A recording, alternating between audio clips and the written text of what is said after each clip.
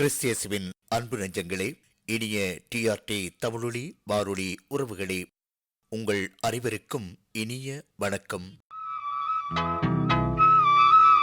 தவக்காலம் இது தவக்காலம், வாழ்வுகள் மலர்ந்திடும் மறுகாலம்.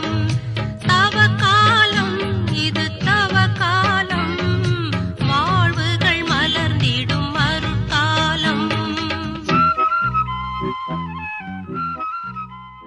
புனித வார நற்சிந்தனை. இன்றைய நிகழ்ச்சியில் இடம்பெறுவது இன்றைய இறை வார்த்தையோடு இணைந்த நற்சிந்தனை மற்றும் இறைவேண்டல். இன்றைய நற்சிந்தனை வழங்குகின்றார் அருட்பணி கில்லரி கிரகோரி பெல்லம் அடிகளார். சிலுவை பாதையில் சிதறிய சிந்தனைகளை வழங்குகின்றார் அருட்பணி லியோ டொமினிக் அடிகளார்.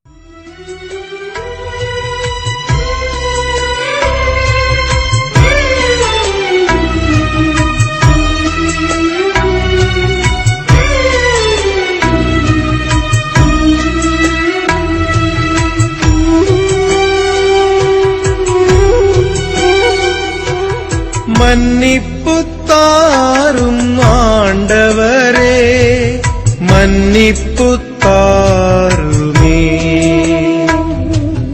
மன்னிப்பு தாரும் ஆண்டவரே, மன்னிப்பு தாருமே.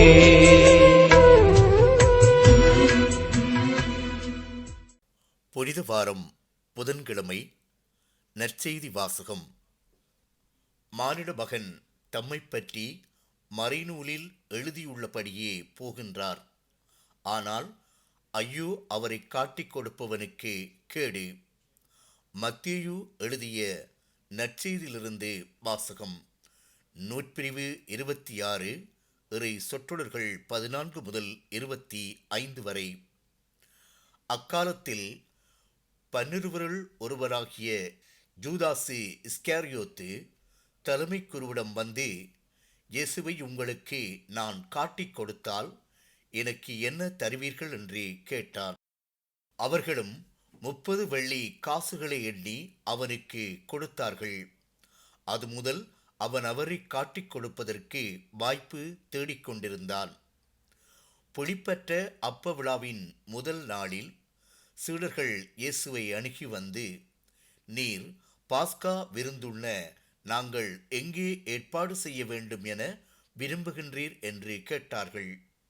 இயேசு அவர்களிடம், நீங்கள் புறப்பட்டு நகருக்குள் சென்று இன்னாரிடம் போய், எனது நேரம் நெருங்கி வந்துவிட்டது, என் சீடர்களோடு வீட்டில் பாஸ்கா கொண்டாடப் போகின்றேன் என போதகர் கூறுகின்றார் என சொல்லுங்கள் என்றார்.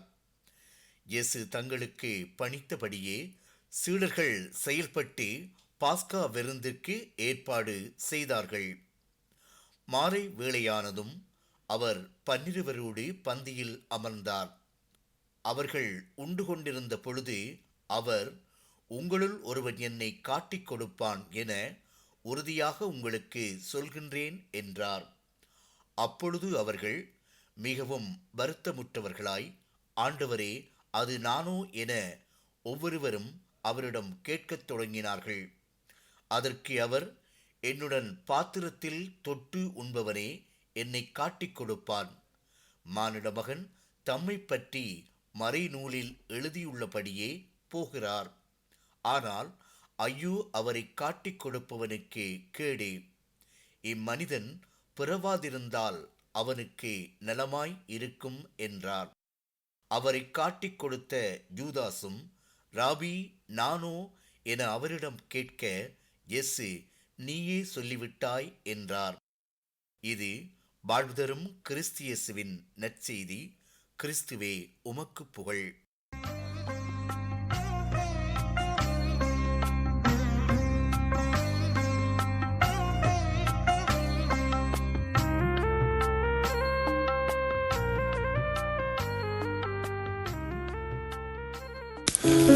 நிறைய அன்பின் சகோதர சகோதரிகளே, புனித வாரத்தின் புதன்கிழமையில் காலடி எடுத்து வைக்கின்றோம். இந்த நாள் நாங்கள் எல்லோரும் புனிதரின் பூமியில் புகழோடு வாழ அழைக்கப்பட்டிருக்கின்றோம் என்பதை ஞாபகப்படுத்துகின்றது. இன்றைய நற்செய்தியில் நாங்கள் யூதாசினுடைய மனநிலையை அலசி ஆராய்ந்து பார்க்க அழைக்கப்படுகின்றோம். ஏனென்றால் இந்த யூதாசு ஒரு மனிதன், உங்களைப் போல என்னைப் போல வாழ்ந்த ஒரு மனிதன். ஆனால் அவன் தன்னுடைய நிலையிலிருந்து விலகி கொண்டான், தன்னுடைய புனித நிலையிலிருந்து விலகி கொண்டான். தன்னுடைய உடல், உள்ளம், ஆவி எல்லாமே இறைவனின் தேவாலயம் என்பதை மறந்து கொண்டான். தான் பிறந்தது இந்த பூமியில் மற்றவன் நன்மை அடைய வேண்டும் என்பதற்காக அதை மறந்தான். தனக்காக வாழ தன்னையே தியாகம் செய்தான். அதனால் அவன் பணம், பதவி, பட்டம் என்று அந்த ஆசைகளில் மூழ்கி போனான். ஆகவே அன்பான சகோதர சகோதரிகளே, தான் பிறந்தது தன்னுடைய புகழுக்காகவும் மற்றவர்களுடைய புகழுக்காகவும் என்பதை மறந்தான். தன்னுடைய புகழுக்காக பணத்தை தேடினான். அன்பான சகோதர சகோதரிகளே, யூதாசை போல நாங்களும் எங்களுடைய வாழ்வில் சில வேளைகளில் இந்த பணம், பதவி, பட்டம் என்று சொல்லி எங்களுடைய புனிதத்தன்மையை இழந்து நாங்கள் இந்த பூமியில் வாழப்போவது இனிமேலாவது ஒரு அர்த்தமுள்ள வாழ்வாக மாற வேண்டும் என்பதை இந்த புனித வாரம் எங்களுக்கு ஞாபகப்படுத்துகின்றது. நாளைய தினம் ராப்போசனத்தில் இயேசு இந்த புனிதத்தன்மையை, இந்த பூமியில் தான் ஏன் வாழ்ந்தார், ஏன் பிறந்தார் என்பதை, அதே வேளையில் தன்னுடைய தகப்பனின், தந்தையின் புகழுக்காக தான் பிறந்தார், அவருடைய சொல்லுக்கு கீழ்ப்படுதல் மூலமாக அவருக்கு புகழை எடுத்து கொடுத்தார். அதே போல நாங்கள் ஒவ்வொருவரும் அன்பான சகோதர சகோதரிகளே, சில வேளைகளில் நாங்கள் ஏன் பிறந்தோம் என்பதை மறந்து விடுகின்றோம். ஏனென்று சொன்னால் நாங்கள் பிறந்த நிலையை கூட மறந்து விடுகின்றோம்.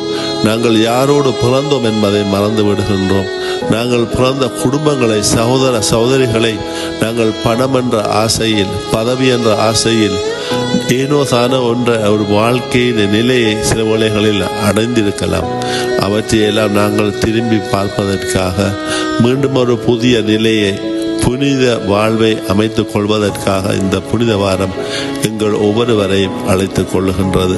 ஆகவே இந்த பூமி புனிதப்பட வேண்டும் என்று சொன்னால் முதலில் நான் என்னுடைய சிந்தனை, சொல், செயல் ஒவ்வொன்றுமே புனிதமாக மாற வேண்டும். இந்த புனித நிலையை அடைவதற்கு அன்பான சகோதர சகோதரிகளே, நாங்கள் முதலில் இறைவனுக்கு நன்றி சொல்ல பழகி கொள்ள வேண்டும். இறைவனை புகழ்ந்து பாட பழகி கொள்ள வேண்டும். ஏனென்றால் இன்று நீங்களும் நானும் உயிரோடு இருப்போம் என்று சொன்னால் ஒவ்வொரு நாளும் 1440 நிமிடங்கள் இறைவன் எங்களுக்கு பரிசாக தருகின்றார் என்று சொன்னால் அந்த நாளில் எவ்வளவு நிமிடங்கள் அவரை நாங்கள் புகழ்ந்து பாடுகின்றோம். ஆகவே நாங்கள் எவ்வளவுக்கு அவரை நாங்கள் புகழ்ந்து பாடுகின்றோமோ, எவ்வளவுக்கு எங்களுடைய வாழ்வு அவரை புகழ்கின்ற வாழ்வாக மாறுகின்றதோ, அப்பொழுதுதான் எங்களுடைய வாழ்வின் நிலையும் புனிதமாக மாறும். ஆகவே அன்பான சகோதர சகோதரிகளே, இந்த புனித வாரத்தின் புதன் நாளில் புனிதர்களாக இந்த பூமியில் புண்ணியங்களை செய்து அதன் மூலம் இறைவனுக்கும் மற்றவர்களுக்கும் புகழை எடுத்து கொடுக்கின்ற புனிதர்களாக மாற இந்த வேளையில் நாங்கள் இறைவனிடம் மன்றாடுவோம்.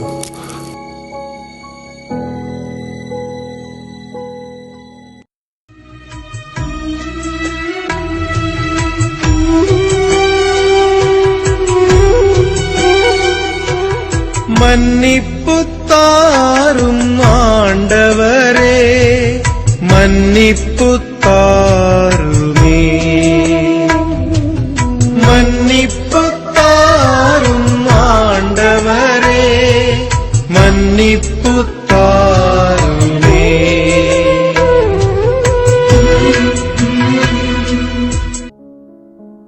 தந்தை, மகன், தூய ஆவியின் பெயராலே ஆமேன்.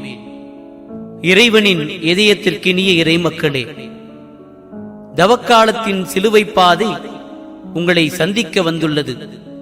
சீரிய செய்திகளை சிந்திக்க தந்துள்ளது. வசந்தமும் கோடையும் வருடா வருடம் வருவதைப் போல தவக்காலமும் வாடிக்கையாய் வருகிறது. அது வேடிக்கையாய் முடிந்துவிடாமல் இறைவனுக்கு காணிக்கையாய் இருக்கவும், மனித மனம் புனிதமடையவும், நித்திய வாழ்வைப் பெற பக்தி முயற்சி செய்யவும், நல்லாயன் இயேசுவின் பாடுகளில் எல்லோரும் பங்கு கொள்ளவும் அழைக்கிறது இந்த சிலுவை பாதை. இந்த பாதையில் பார்வையாளர்களாய் மட்டும் இருந்து பழகிவிட்ட நாம் ஒருபோதும் அதில் பயணம் செய்வதில்லை. புனித வாரம் முடியும் வரை புலால் உண்ண மாட்டோம், புகைப்பிடிக்க மாட்டோம், பொய் சொல்ல மாட்டோம் என பொருத்தனைகள் செய்வோம். ஆனால் புனித வாரத்தின் பூசை முடிந்ததும் புவி ஈர்ப்பு விசையாய் இந்த உலக நாட்டங்களில் புதையுண்டு போய்விடுகிறோம். ஓ திவ்ய இயேசுவே என அழுது புலம்புவதும் நாம் தான். கோரப்பாவத்தால் கோமகனை குற்றுயிராக்கி கொள்பவர்களும் நாம் தான். எனவே இந்த சிலுவை பாதையின் வழியாக, இந்த தியாக பள்ளியின் வழியாக இயற்கையோடு பயணிப்போம், சிலுவையின் வழி நடப்போம். ஆமேன். இயேசுநாதர் பாடுபட்ட முதல் ஸ்தலம். திவ்ய இயேசுவே, உம்மை ஆராதித்து வணங்கி உமக்கு நன்றியறிந்த ஸ்தோத்திரம் செய்கிறோம். அதே என்றால் உமது பாரமான சிலுவையை கொண்டு உலகத்தை மீட்டு ரட்சித்தீர்.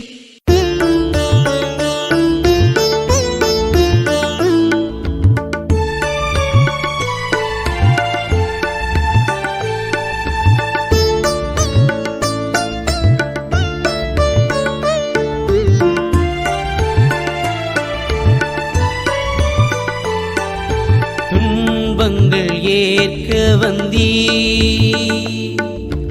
உலகினை மீட்க வந்தீ,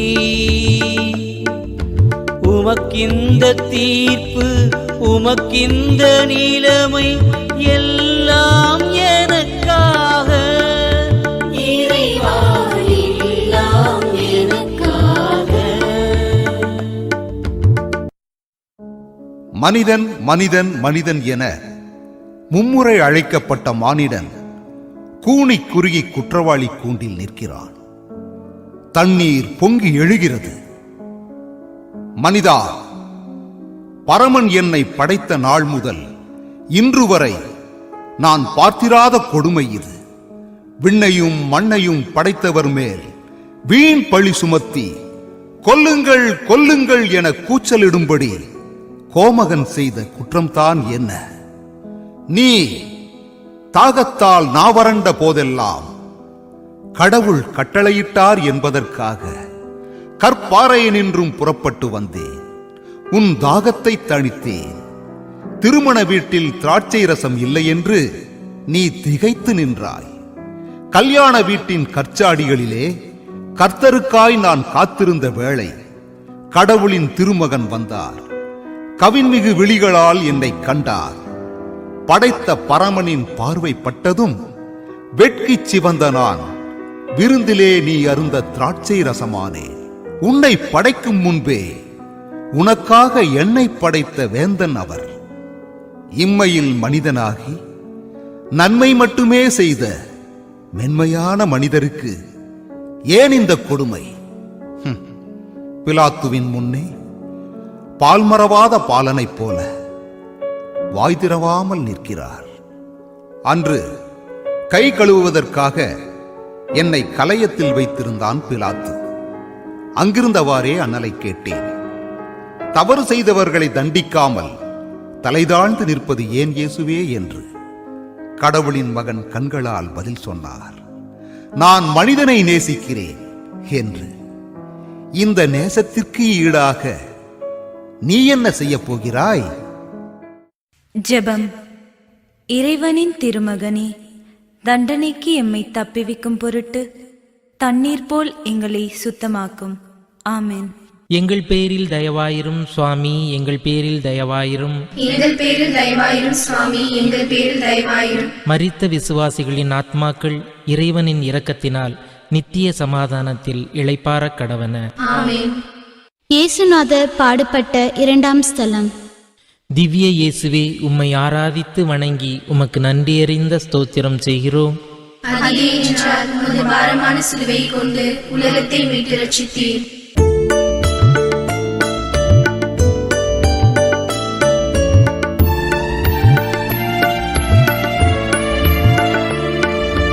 மாறா அன்பை தந்தீ, மாத்துயர் ஏற்க வந்தீ, சிலுவையை சுமந்தி துன்பங்கள் கண்டி, எல்லாம் எனக்காக. இறைவா, எல்லாம் எனக்காக.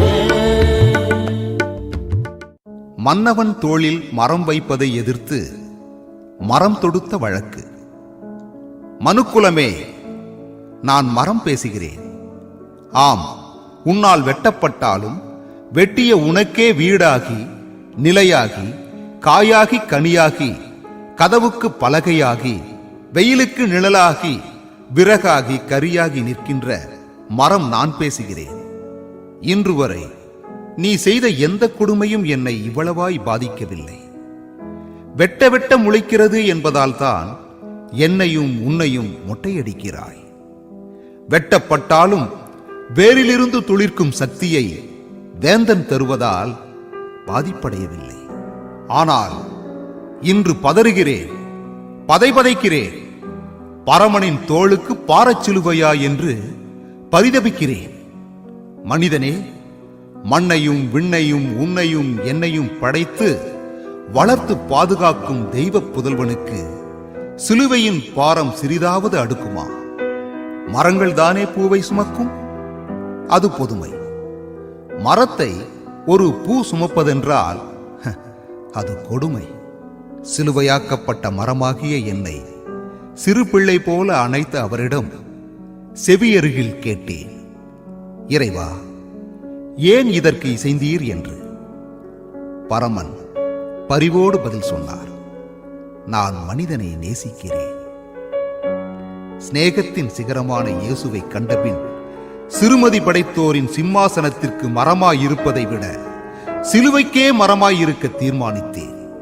இந்த நேசத்திற்கு ஈடாக நீ என்ன செய்யப் போகிறாய் மானிடனே? ஜெபம்.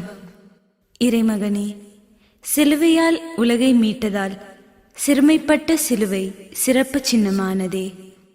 புரியாத சின்னமாயிருந்த சிலுவை மரம் புனித சின்னமானது போல என்னையும் உமது கருவியாக மாற்ற இறஞ்சுகிறேன் இயேசுவே. ஆமென்.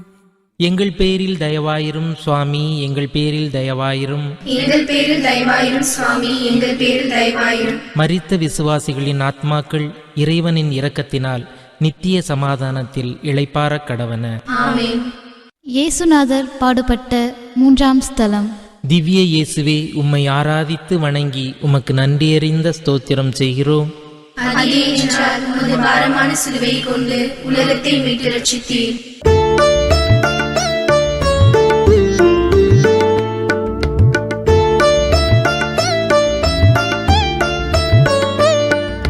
சிலுவையின் பாரத்தினா கீழே நீர் விழுந்தி, ஏன் நீர் விழுந்தி மீண்டும் எழுந்தி, எல்லாம் எனக்காக. இறைவா, எல்லாம் எனக்காக. மண்ணில் வீழ்ந்த மன்னவனுக்காய் மண் தொடுத்த வழக்கு.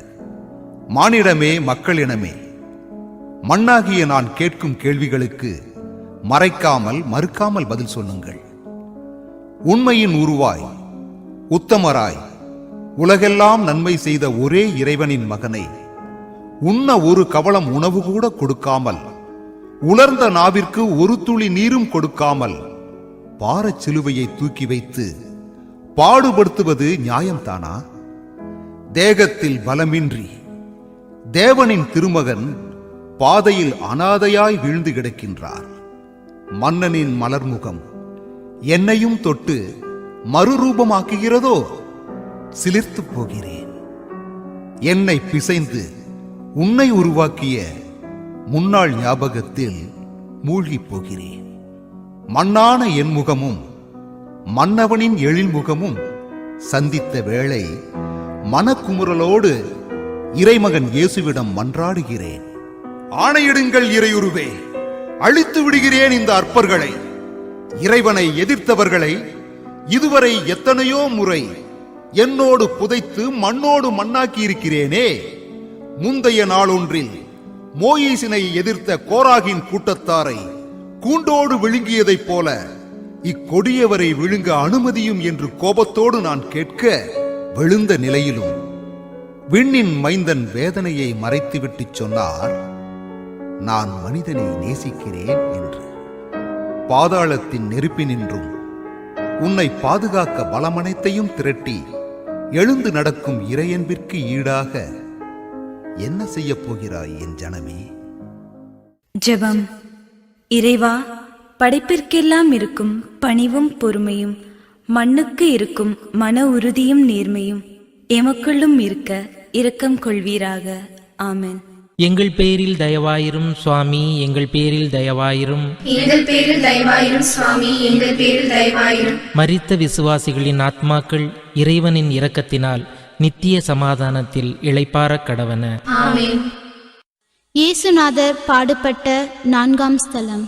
திவ்ய இயேசுவே, உம்மை ஆராதித்து வணங்கி உமக்கு நன்றியறிந்த ஸ்தோத்திரம் செய்கிறோம். அதே என்றால் உமது பாரமான சிலுவையை கொண்டு உலகத்தை மீட்டு ரட்சித்தீர்.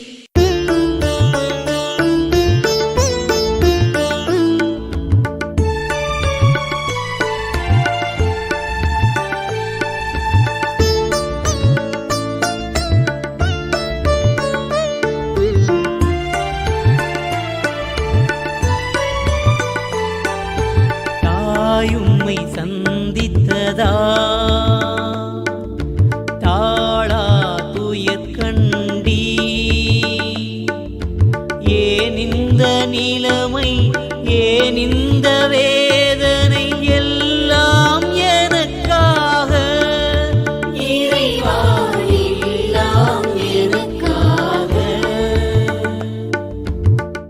அன்னை மேரிக்காக ஆகாய மேகம் தொடுத்த வழக்கு. மலரினும் மெல்லிய மனம் கொண்ட மரியன்னை தன் மகனைக் கண்டு துடிக்கிறாள். அருகில் வரவோ ஆறுதல் கூறவோ அனுமதிக்காத கயவர் கூட்டம். இக்கொடுமையைக் கண்ட மேகம் ஒன்று குமுறுகிறது. குற்றமில்லாதவரை கூடி வதைத்த கொடியவரை சாடுகிறது. நிறுத்துங்கள் சேவகரே, நிறுத்துங்கள். நான் மேகம் பேசுகிறேன். மரண தீர்ப்பு விதிக்கப்பட்ட மகனைக் கண்ட தாய்க்கு பெற்ற மகனோடு ஒரு வார்த்தை பேசக்கூட அனுமதி இல்லையா? நீங்கள் தடுத்தால் தடைபட்டு நின்றுவிட இது தன்னலம் கொண்ட தனிமனித அன்பா? அல்ல, தெய்வீக பேரன்பு. இதோ வார்த்தைகள் ஏதுமின்றி விழிகளின் வழியே விண்ணக வேந்தன் வியாகுலத்தாயின் வேதனை நீங்க ஆறுதல் மொழி கூறுகிறார்.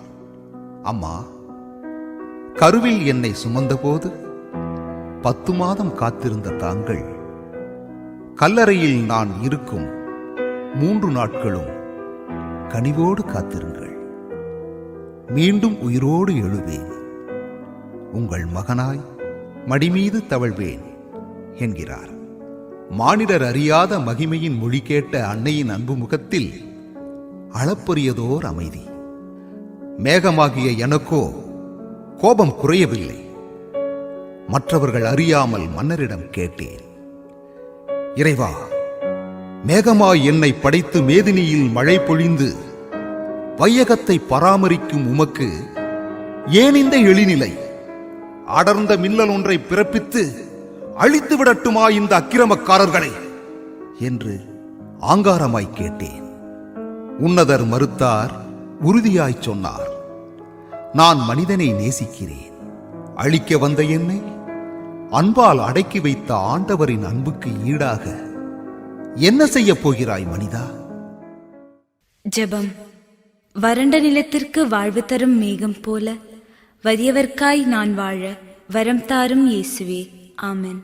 எங்கள் பேரில் தயவாயிரும் சுவாமி, எங்கள் பேரில் தயவாயிரும். எங்கள் பேரில் தயவாயிரும் சுவாமி, எங்கள் பேரில் தயவாயிரும். மரித்த விசுவாசிகளின் ஆத்மாக்கள் இறைவனின் இரக்கத்தினால் நித்திய சமாதானத்தில் இளைப்பாறக் கடவன. ஆமென். இயேசுநாதர் பாடுபட்ட 5ஆம் ஸ்தலம். திவ்ய இயேசுவே, உம்மை ஆராதித்து வணங்கி உமக்கு நன்றியறிந்த ஸ்தோத்திரம் செய்கிறோம். அது என்றால் உமது பாரமான சிலுவையை கொண்டு உலகத்தை மீட்டு ரட்சித்தீர்.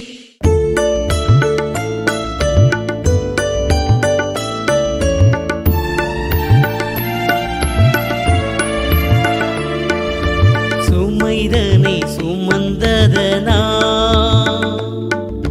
சீமோன் உதவி செய்தார்.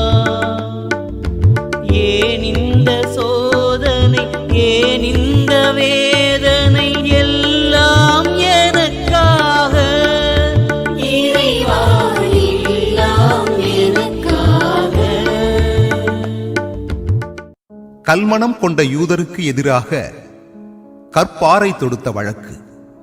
கல்வாரி மலையருகே அமர்ந்து என் கண்முன்னே நடக்கும் கொடுமைகளை காணச் சகிக்காமல் கண்ணீர் விடும் கற்பாறை பேசுகிறேன். கல்லாகிய என் மீது அமர்ந்து காண கண்ணில்லாமல் கை நீட்டி பிச்சை கேட்ட குருடனுக்கு கண்மொழி தந்த கருணாமூர்த்தியை கல்வாரிக்கு கொண்டு போகும் காரணம் என்ன? மானிடமே, அன்று கழுதை மீது ஏறி கர்த்தர் என்னை கடந்து போகையில் கை நீட்டி தடுத்த கயவர்களிடம், இவர்களை நீங்கள் தடுத்தால் இந்த கற்கள் என்னை வாழ்த்திடும் என கர்த்தர் வாய்மொழிந்த போது உலகின் உயர்ந்த பதவியை பெற்றதைப் போல உளம் மகிழ்ந்தேன். உன்னதங்களிலே ஓசானா என்று நானும் பாடினேன். ஆனால் ஒன்று மட்டும் எனக்கு புரியவில்லை. போன வாரம் இவரைத்தானே நீங்கள் போற்றி புகழ்ந்தீர்கள்? போகும் வழியில் போர்வைகளை விரித்தீர்கள். இன்று என்னவாயிற்று உங்களுக்கு? தாவீதின் புதல்வன் செய்த தவறுதான் என்ன? என் துயர கேள்விக்கு மத்தியில் ஒரே ஒரு ஆறுதல். சீமோன் என்றொரு மனிதன் சிலுவை சுமப்பதில் இயேசுவுக்கு உதவுகிறான். இறைமகனுக்கு இழைக்கப்படும் இன்னல்களை நினைக்கையில் எகிப்தியர் மேல் பெய்த எரிகல் மழைதான் என் நெஞ்சில் நிழலாடுகிறது. அக்னி கற்களை ஆகாயத்திலிருந்து வரச் செய்து அக்கிரமக்காரர்களை அழிப்பதென்பது ஆண்டவரின் புதல்வருக்கு அற்ப காரியமாயிருக்க, உன்னத கடவுளின் ஒரே மைந்தனுக்கு ஏன் இந்த வேதனை என நெஞ்சுக்குள் தான் நினைத்தேன். கடந்து போகும் முன் கர்த்தர் கண்களால் பதில் சொன்னார். நான் மனிதனை நேசிக்கிறேன். மரிமைந்தனின் மாசில்லாத அன்புக்கு ஈடாக மன்னகமே, நீ என்ன செய்ய போகிறாய்? ஜெபம். உருகும் உள்ளமும் கருணை நெஞ்சமும் என்னில் உருவாக இறைவா அருள் தாரும். ஆமென். எங்கள் பேரில் தயவாயிரும் சுவாமி, எங்கள் பேரில் தயவாயிரும். எங்கள் பேரில் தயவாயிரும் சுவாமி, எங்கள் பேரில் தயவாயிரும். மரித்த விசுவாசிகளின் ஆத்மாக்கள் இறைவனின் இரக்கத்தினால் நித்திய சமாதானத்தில் இளைப்பாறக் கடவன. ஆமென். இயேசுநாதர் பாடுபட்ட 6ஆம் ஸ்தலம். திவ்ய இயேசுவே, உம்மை ஆராதித்து வணங்கி உமக்கு நன்றியறிந்த ஸ்தோத்திரம் செய்கிறோம். அது என்றால் உமது பாரமான சிலுவையை கொண்டு உலகத்தை மீட்டு ரட்சித்தீர்.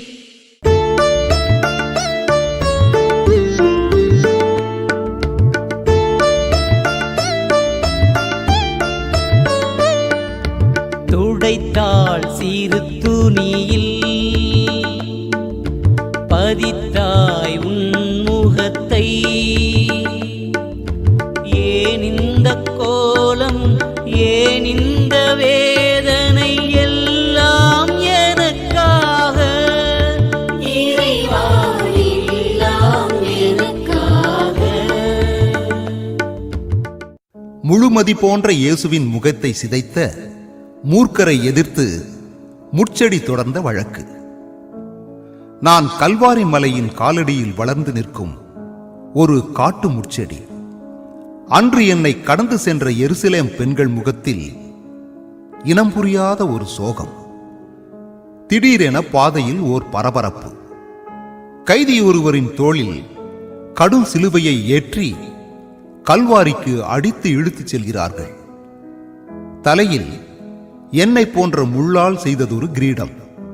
காலையில் ஒரு சேவகன் என்னருகே இருந்த முச்செடியை வெட்டும்போது, வேலிக்கோ விறகுக்கோ என வினையின்றி இருந்து விட்டேன். அது அந்த மனிதரின் தலையில் மணிமுடியாகும் என மனதாலும் நினைக்கவில்லை.